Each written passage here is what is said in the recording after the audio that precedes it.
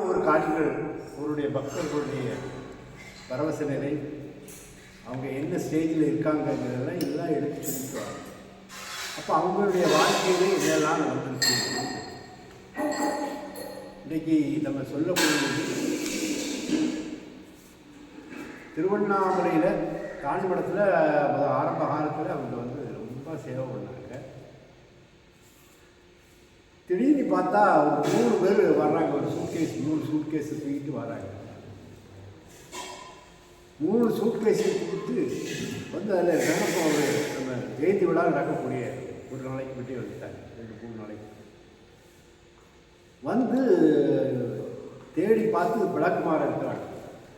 3 பேரும் பெருக்கிறாங்க. பெருக்கி ஃபுல்லாக ஒரு 1 ஹவருக்கு மேலே பெருக்கி தூசுகள்லாம் எடுத்து உள்ளே கொண்டு உப்பு தொட்டியில் போட்டு அப்புறம் சாமியுடைய நாமத்தை சொல்லிக்கிட்டே ஒவ்வொரு டியூனில் பாடிட்டு வராங்க. வந்தது யார் தெரியுமா? பகவானுடைய அருள் குழந்தை, மதுரையைச் சேர்ந்த ருக்மணி அவர்கள். அவருடைய மூத்த மகள் நோய்வாய்ப்பட்டு சிகிச்சை பெற்று இருக்காங்க. 3வது கல்பனா முருகேசன். அடுத்தாப்பில் உள்ள மகா அமெரிக்காவில் இருக்கா காஞ்சனா வந்திருக்காங்க. 3 பேருடைய சேவையை பார்த்தோம். நான் அரண்டு போனேன். உடனே செல்வகுமாரை கூப்பிட்டு உடனே ரூம் கொடுப்பா. இப்படி ஒரு பக்தியை பார்க்கல, இன்னும் இது நம்ம யாரை பார்க்கணும் அப்படி கூட பார்க்கல. அவங்களுடைய சேவையை பார்த்து நான் செல்வகுமாரை கூப்பிட்டு உடனே முதல்ல ரூம் கொடுத்தேன். அப்படின்னு சொல்லி ரூம் கொடுத்தாச்சு. ஆனால் நாம ஜபம் சும்மா எதையாவது தூசிகள் கிடந்தால் கூட பெருக்கும். அஞ்சன்காடு ஆனந்த ஆசிரமத்தில் எப்படி நடந்ததோ அதே போல் அந்த பிரேம பக்தியை பார்க்கணும். 3 பேருடைய அந்த பங்களிப்பு அன்றைக்கி அந்த வருஷம் ரொம்ப சிறப்பாக இருக்கும். பகவானுடைய நாம சங்கீர்த்தனம் ஒரு நேரம் கூட விடாமல் சொல்லிக்கிட்டு இருந்தாங்க. 72 மணி நேரம் 10 நிமிஷம் நாம கழித்து போனதில்லை. 72 மணி நேரத்திலே கலந்து அவங்க காணிமடத்தில் எவ்வளவு தீவிரமாக இருந்தாங்களோ அதே போல் பக்தி, தீவிர பக்தி திருவண்ணாமலைக்கு அவங்க போனாங்க. அவருக்கு டிரான்ஸ்ஃபர் ஆகி முருகேசன் கல்பனா போனாங்க. கல்பனா அவர்கள் பகவானுடைய ஆசிரமத்தில் அதிகாலையில் போய் எல்லாம் எடுத்து பெருக்கி காணிமடத்தில் என்ன பண்ணாங்களோ அத்தனையும் அங்கே பண்ணிக்கிட்டு இருக்காங்க. ரைட்டாக அப்போது பகவான் அவங்களுக்கு என்ன கொடுக்கணும்னு நினச்சாங்க? திருவண்ணாமலையிலே செட்டில் ஆகணும்னு சொல்லி அவங்களுடைய எண்ணம். அப்புறம் என்னென்னா அவங்களுக்கு வீடு கொடுத்தார். வாடகை வீட்டில் இருந்தாங்க முதல்ல. இப்போ சொந்த வீடு கட்டி அதில் ஒரு வீடை வாடகைக்கு கொடுத்து மேலே காணிமடம் மந்திராலயத்துக்காக ஒரு பெரிய அறை. அந்த அறையில் இருந்து பஜனை நாமசங்கீர்த்தனம் செய்வதற்காக கட்டி வச்சுருக்காங்க. திருவண்ணாமலை வேறு எங்கேயும் இல்லை. யோகிராம் சிவகுமார் ஆசிரமம் பகவானுடைய ஆசிரமத்துக்கு பின்னால் நடந்தே போயிடும். வாக்கபிள். இப்போ அவங்களுடைய தீவிர பக்தியை பார்த்து விலை ரொம்ப அதிகமான விலை கொடுத்தா வாங்கணும். அந்த ஏரியாலாம் அப்படி. அதையும் வாங்கி சாமி வாங்கி கொடுத்தாரு. அதை கட்டி முடித்து பால் காய்ச்சல்லாம் முடித்து அவங்க அதை குடியேறிட்டாங்க. இதுக்கு சொல்கிறேன்னா பக்தி, தீவிரமான பக்தி. அதுபோல் காலையில் எழுந்து அவங்க குடும்பத்தை எடுத்துக்கிட்டிங்கன்னா பையன் ஸ்ரீராமும் அது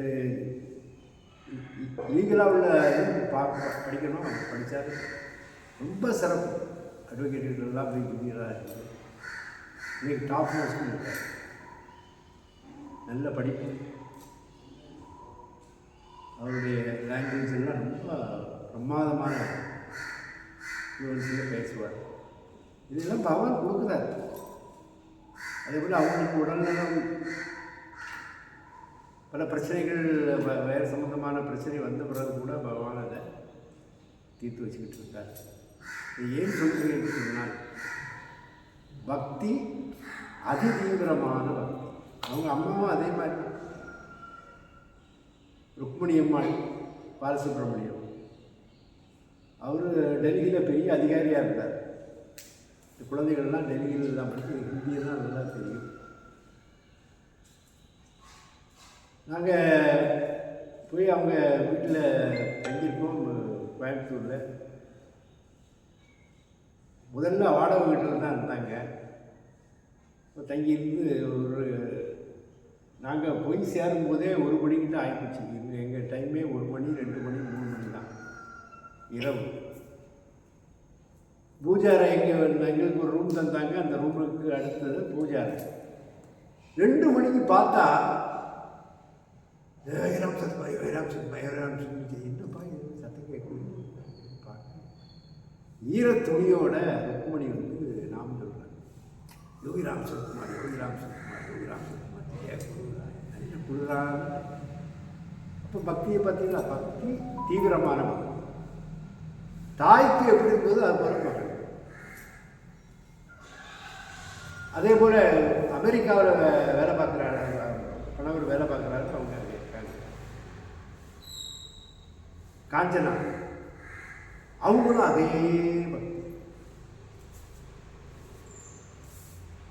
தீவிரமான பக்தியினால இன்னைக்கு பார்த்தீங்கன்னா காஞ்சிபுரத்தில் சேவை பண்ணாங்க அவங்க. பகவான் திருவண்ணாமலையில் நீ இங்கே பண்ணு அப்படின்னு சொல்லி இப்படிப்பட்ட ஒரு பக்தி. இப்படி ஒரு பக்தியை பார்க்க முடியாது. பாருங்க, அவங்க குடும்பத்தில் அவ்வளவு அற்புதங்கள் நடத்தினார் சுவாமி.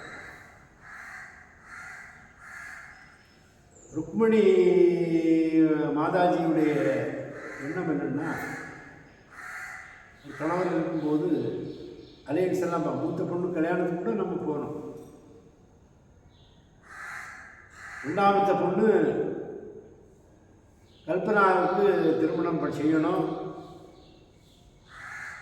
அப்புறம் ருக்மணிட்ட சொல்லுவேன், முருகேசன் நல்ல பையன், முருகேசனுக்கு இல்லை ஓடி கொஞ்சம் ஆக்குவாதங்கள் நடக்கும். கடைசியில் பகவான் மனசை மாற்றி அந்த முருகேசனுக்கு தான் கொடுத்தார்.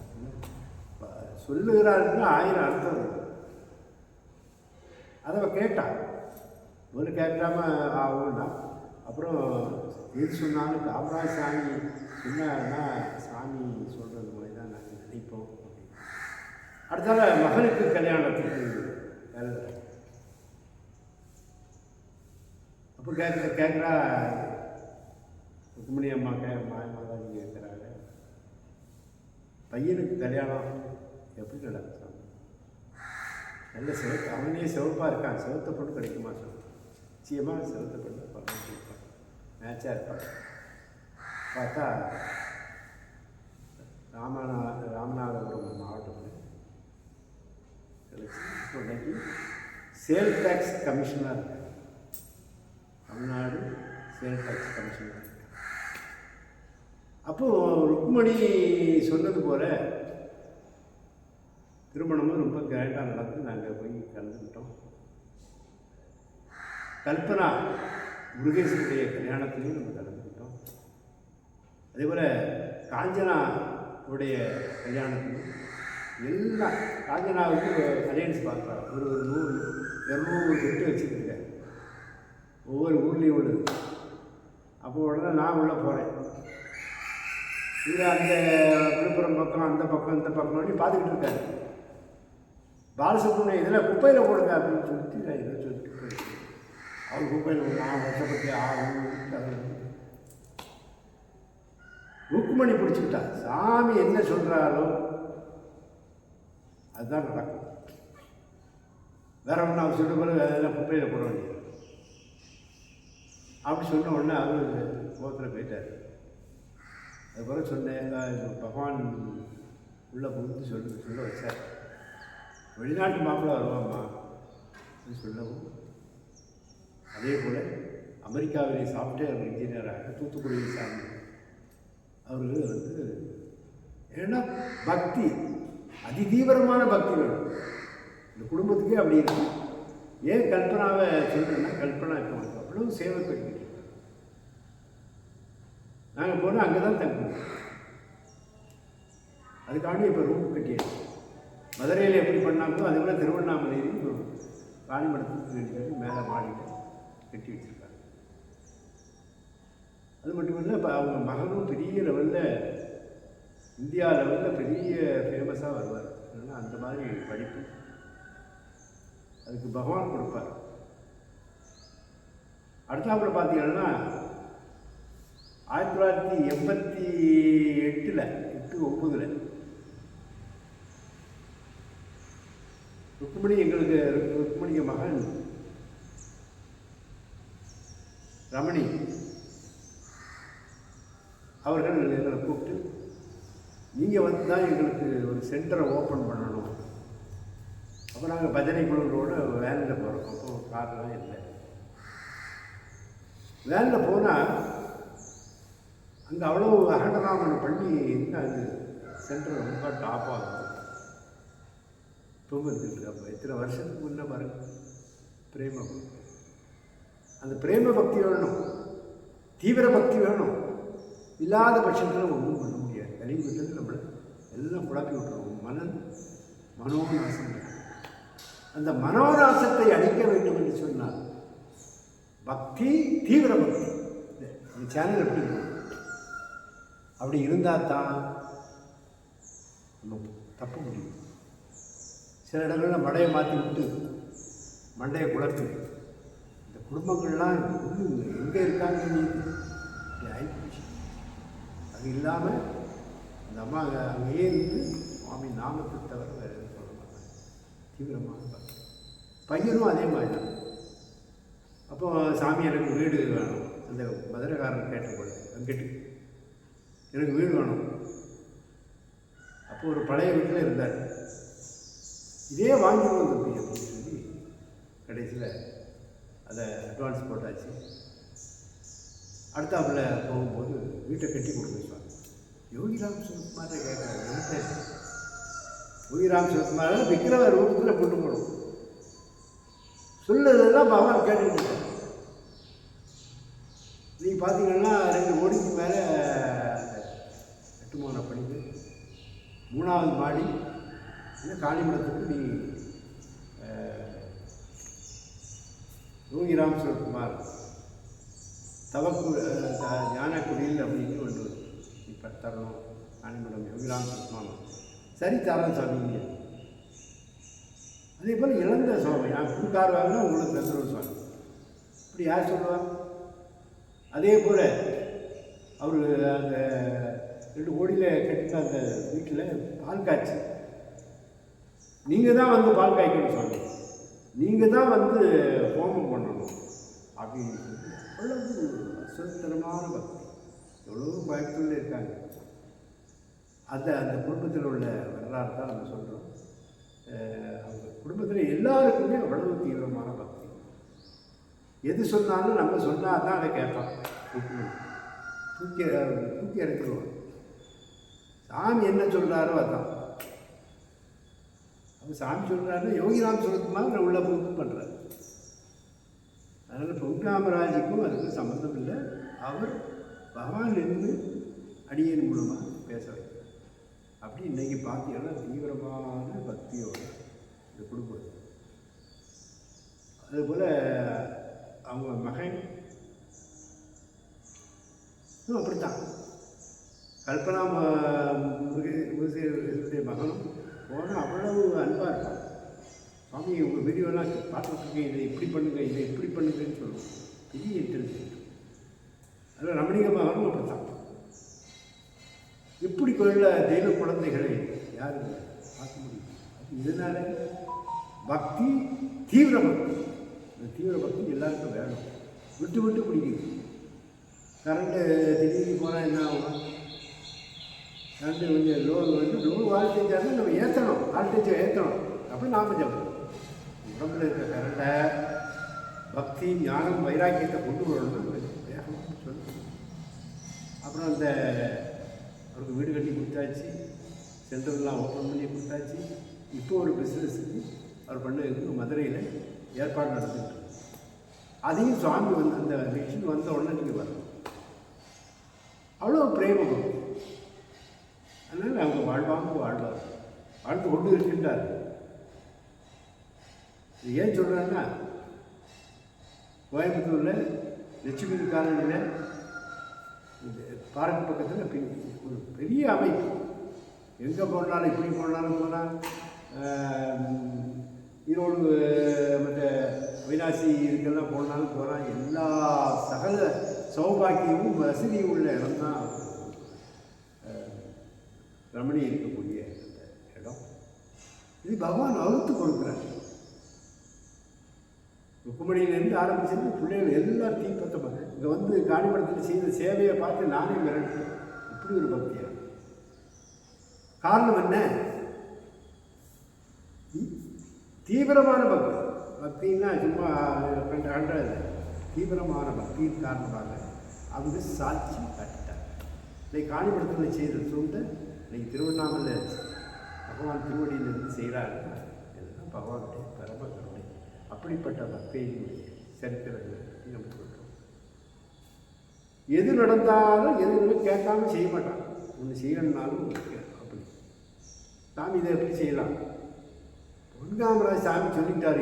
அதுதான் அப்போ உடனே அவர் சொல்லுவார். அவர் சொன்னார்னா அவர் எதை சிந்திச்சு பார்க்காண்டமா ஹிந்தி போங்க இங்கே அவர் சொன்னார்னா அது சரிதான் அப்படின்னு சொல்லி அப்படி காரியங்கள் அந்த 2 குழந்தைகளுடைய கல்யாணத்தை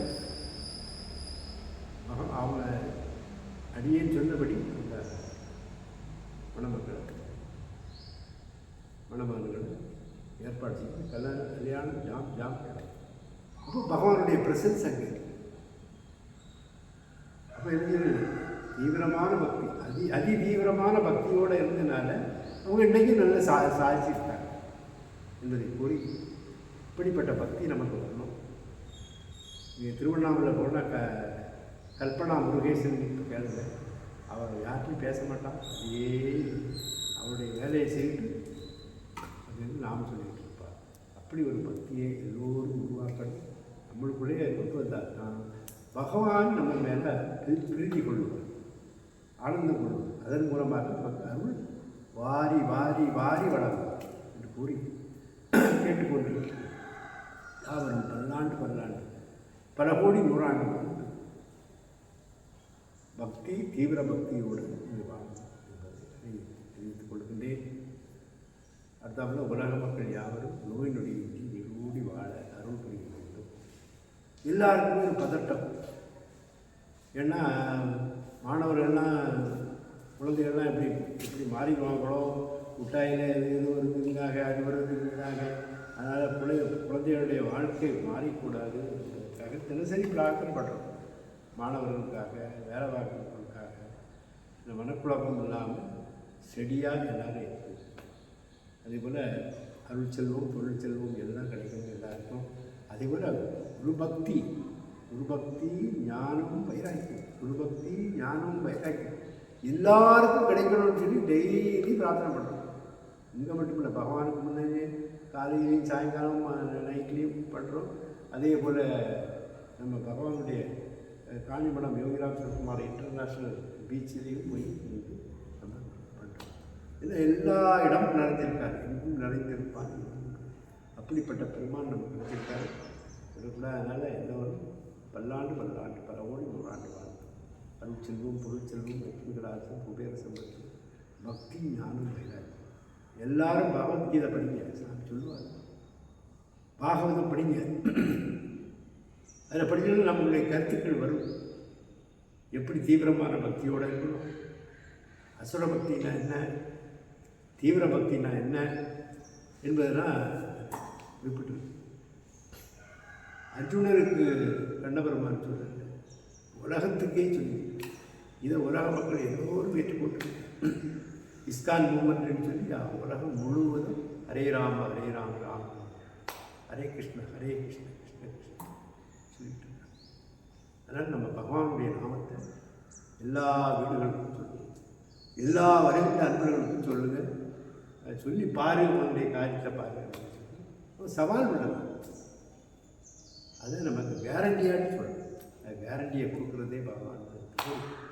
கேட்டுக்கொண்டிருக்கிற பல்லாண்டு பல கோடி நூறாண்டு வாழ்க்கை எல்லா நலமும் பெற்று சிறப்பு நம் பெருமானுடைய திருவடி வேண்டும். ஜெய் யோகிராம் சிவகுமார் மகாராஜுக்கு ஜெய். வெற்றி வெற்றி, ஜெயம் ஜெயம், ஜெயம் ஜெயம், வெற்றி வெற்றி.